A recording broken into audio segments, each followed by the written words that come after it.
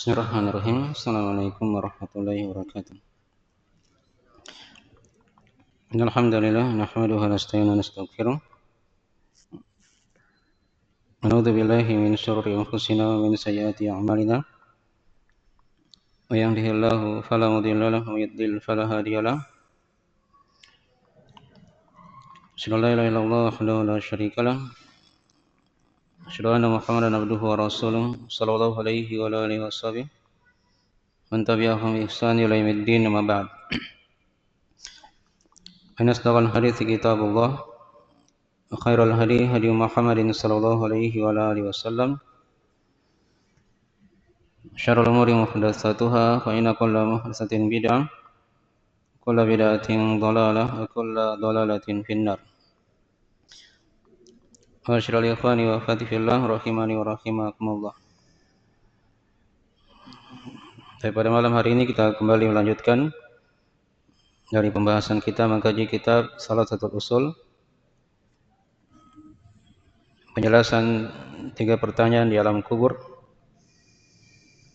karya Syekh Muhammad bin Abdul Wahhab bin Sulaiman At-Tamimi An-Najri rahimahullahu taala. Tapi ini sesi yang kelima dari pembahasan buku ini. Ya, sudah diuraikan ada 2 sub pembahasan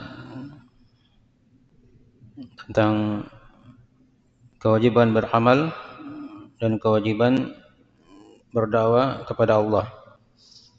Berikutnya kita masuk di pembahasan yang ke-8 ya, yaitu kewajiban bersabar. Dan ke-9 nanti ada pembahasan seputar tafsir surah Al-Asr. Nah, kata beliau rahimahullah ta'ala, ar-rabi'atu as-sabru 'alal adha fihi. Yang keempat yaitu bersabar di atas gangguan di dalamnya. Ya. Apa itu kesabaran? Sabar secara bahasa dia bermakna menahan. Bermakna menahan. Adapun secara istilah ada banyak definisi ya di kalangan ulama. Definisi yang paling ringkasnya yaitu menahan diri terhadap hukum Allah Subhanahu wa taala. Menahan diri terhadap hukum Allah Subhanahu wa taala. Ya. Ini sudah kita uraikan juga di kitab Al-Qawaidul Arba'ah ya, seputar masalah kesabaran ini. Nah. Dan hukum Allah itu terbagi 2. Ada hukum kauni dan ada hukum syar'i. Ya. Hukum kauni kan berkaitan dengan takdir dalam kehidupan ya. Ya, itu yang namanya hukum kauni. Kemudian yang kedua ada hukum syar'i. Hukum syar'i itu berkaitan dengan syariat, perintah dan larangan. Perintah dan larangan. Baik. Dan sebagian ulama ada yang membagi kesabaran itu menjadi 3 macam. Ya, menjadi 3 macam berdasarkan pembagian dari hukum Allah tadi itu. Jadi ada kesabaran dalam hukum kauni ya, yang berkaitan dengan takdir ya. Yang kedua ada kesabaran yang berkaitan dengan hukum syar'i. Tapi di hukum syar'i ini terbagi 2 lagi. Ada yang berkaitan dengan melakukan perintah Allah. Di situ seorang dia butuh bersabar. Ya.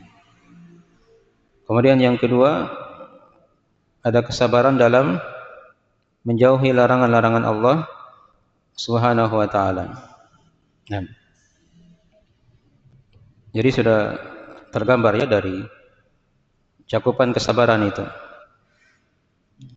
Ada sabar dalam menghadapi takdir, kadang dalam takdir yang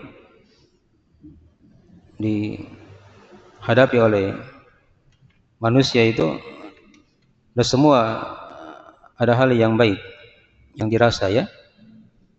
Ada mungkin hal-hal yang tidak enak kita rasakan ya. Tapi seorang dia butuh bersabar di situ. Karena dibalik dari takdir yang dirasa tidak baik itu pasti padanya ada kebaikan. Pasti padanya ada apa? Ada kebaikan. Dan mungkin dengan dia mendapat cobaan, ujian, Allah akan gugurkan dosa dan kesalahannya. Hikmah yang lain lagi, ya, dengan adanya ujian dan cobaan itu, seorang akan diangkat derajatnya oleh Allah Subhanahu wa ta'ala.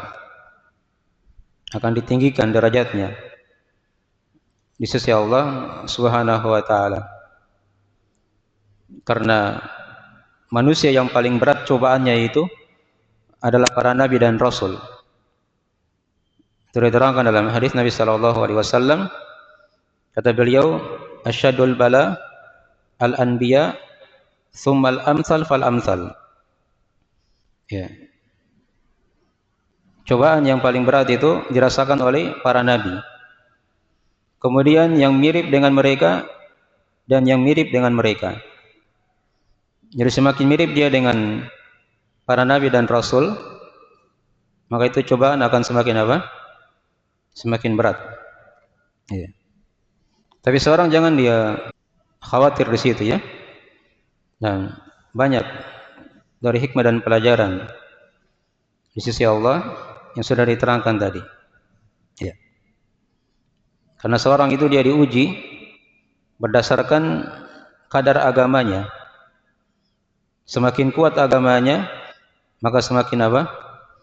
Semakin kuat cobaan di situ. Ya. Tapi kalau agamanya ringan, itu akan ringan juga cobaannya. Ringan juga apa? Cobaannya. Ya. Bisa dirasakan kan? Dalam kehidupan. Dipahami ya? Jadi itu butuh kesabaran. Butuh kesabaran. Ya. Banyak dari faedah kesabaran ya.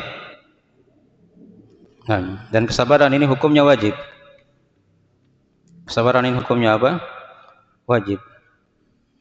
Di antara ayat yang sering kita dengarkan di surah-surah Mufassal, Allah Ta'ala berfirman, wasbir li hukmi rabbik. Bersabarlah engkau terhadap hukum Rabbmu. Hukum Rabb sudah diterangkan tadi. Ada hukum kauni, ada hukum apa?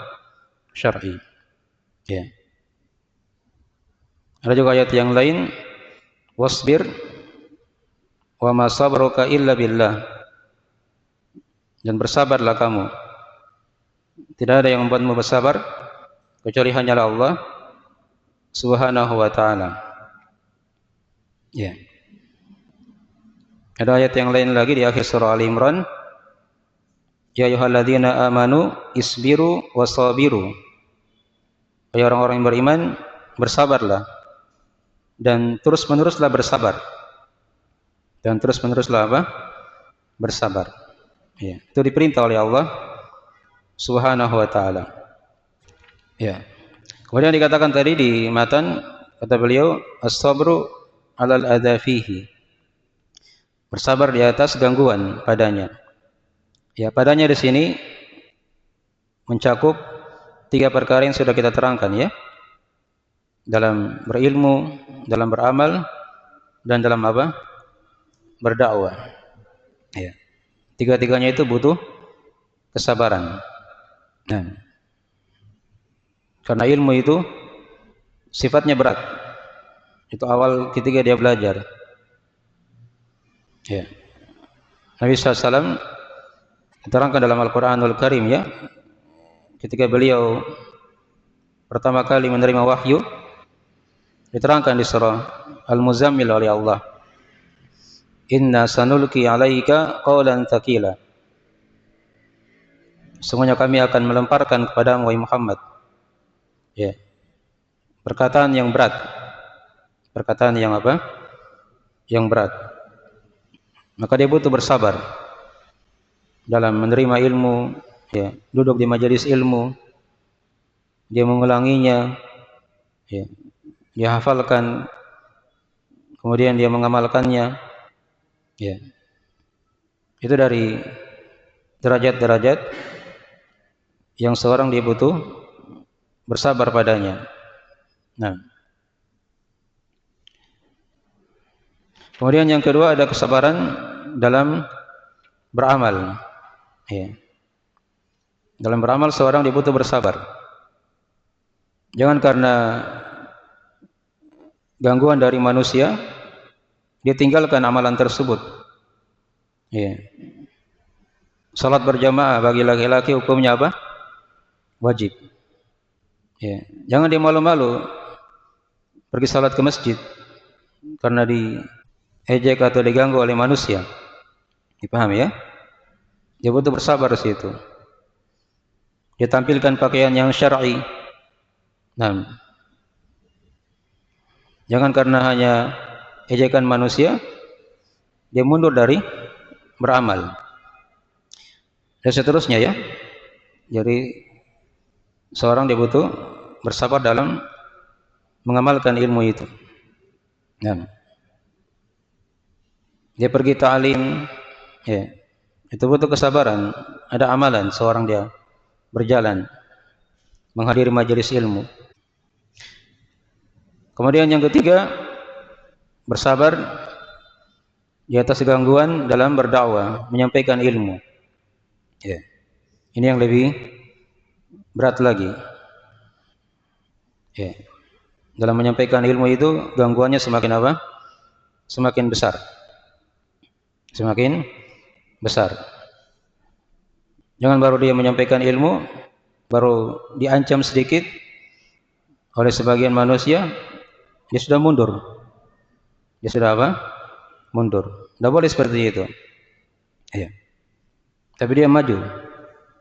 Nah, dia menyampaikan kebenaran. Walaupun mungkin pahit, terasa ya. Tapi dia butuh bersabar di situ. Ya. Nabi SAW adalah manusia yang paling utama, yang paling bertakwa, yang paling mulia. Masih diuji juga oleh Allah Subhanahu wa taala dalam berilmu, beramal dan dalam apa? Berdakwah. Dan ujian itu menimpa hati, ya, kadang pada lisan, kadang pada anggota tubuh. Dalam Al-Qur'anul Karim diterangkan Nabi SAW itu pernah merasa sesak dada beliau karena ucapan dari kaum musyrikin. Walaqad na'lamu annaka yadhiqu sadruka bima yaqulun. Kata Allah, dan sungguh kami telah mengetahui, ya, bahwasanya dadamu itu wahai Muhammad terasa sesak terhadap apa yang mereka katakan. Ya. Dimaklumi ya kaum musyrikin menggelari Nabi SAW itu dengan gelar-gelar yang jelek. Beliau dituduh tukang sihir, ya, dituduh pendusta, dituduh orang gila, ya, dipahami ya. Tapi itu butuh kesabaran. Kalau mungkin di masa kini banyak, ya, tuduhan-tuduhan yang ada pada pengikut kebenaran itu kan, ya, tuduhan-tuduhan yang jelek. Dituduh misalnya Wahabi. Apa itu Wahabi? Ditanya, dia tidak tahu apa itu Wahabi. Ya, hanya dengar kata-kata orang saja. Nah, tujuannya agar orang itu lari dari apa? Dari dakwah. Dipahami ya? Baik. Lafaz Wahabi itu salah. Kalau dia misalnya bilang pengikutnya Syekh Muhammad bin Abdul Wahab, ya, harusnya dia bilang apa? Itu pengikutnya Muhammadi, bukan pengikutnya Wahabi.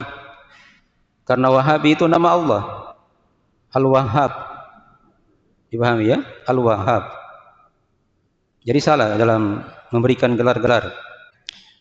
Itu dari hal yang menimpa ya, berupa ucapan. Ya, kadang yang ketiga berupa gangguan dalam bentuk fisik. Dalam bentuk apa? Fisik. Ya.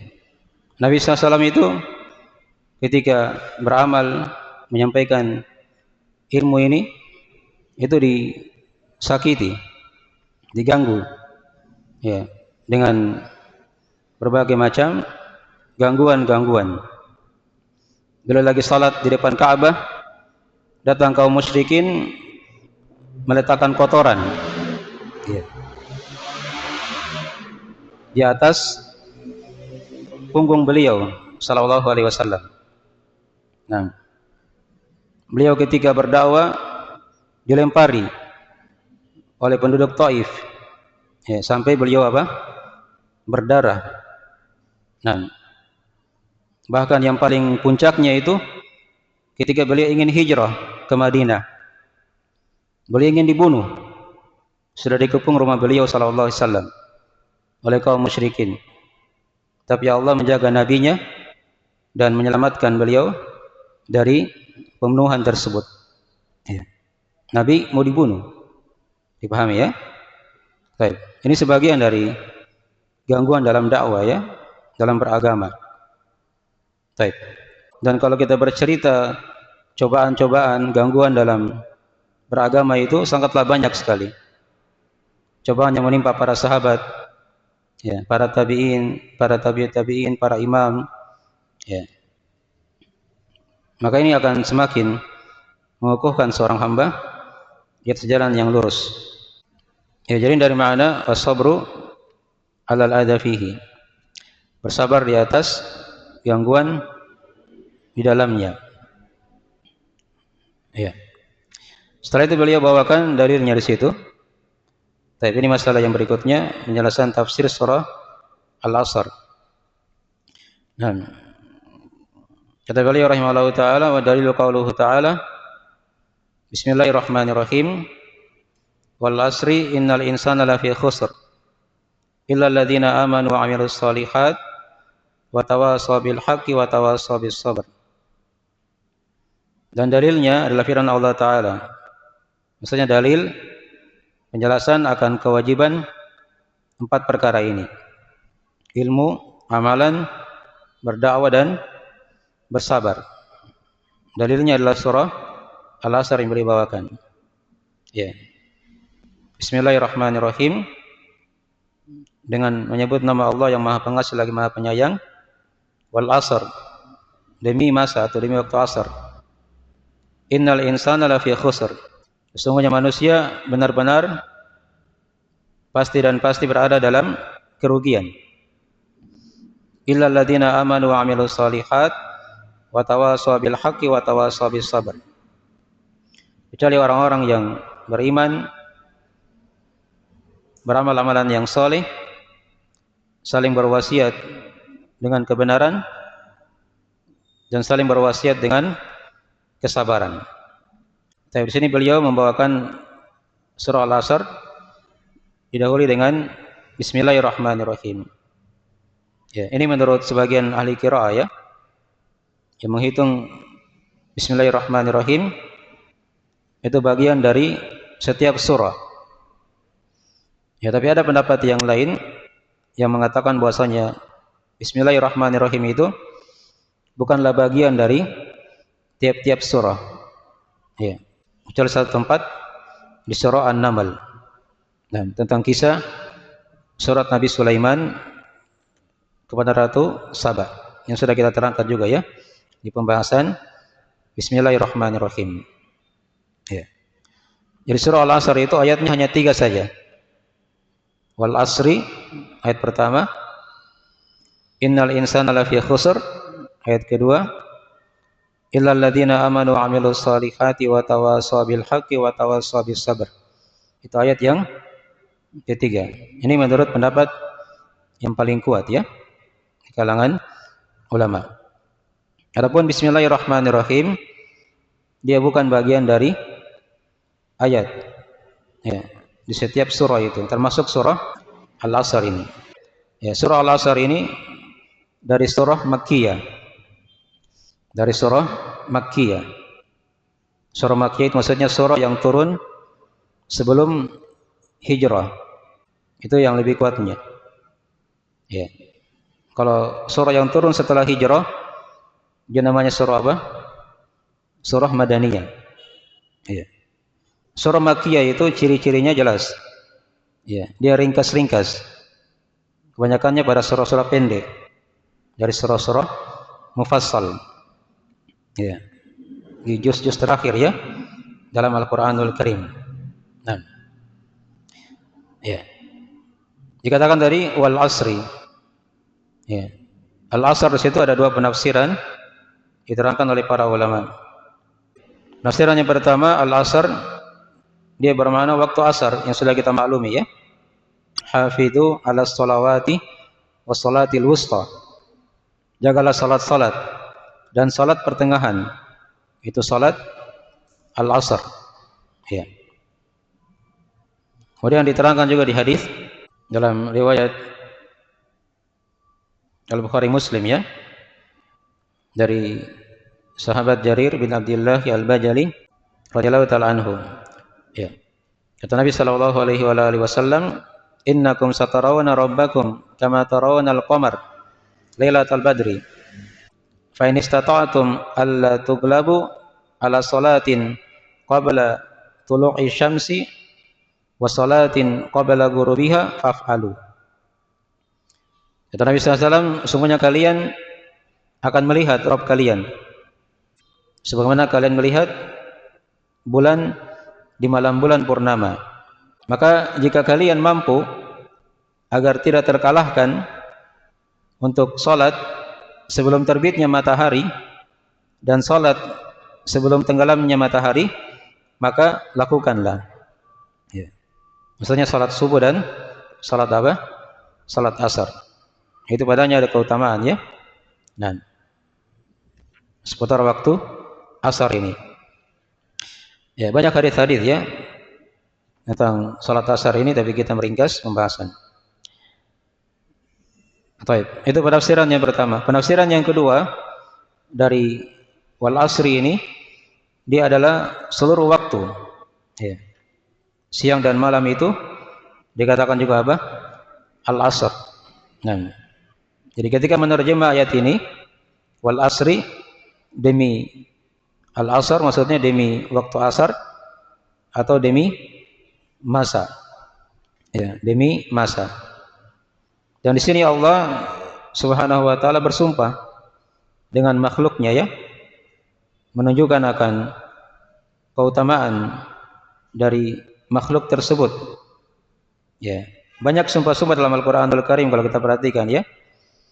Kadang Allah bersumpah demi matahari dan cahaya duhanya, demi malam, ya, demi bulan, ya, dan seterusnya dari sumpah-sumpah. Ya, waktu-waktu itu disumpahi oleh Allah Subhanahu wa taala secara khusus kadang. Ya, demi waktu fajar, demi waktu duha, ya, demi malam.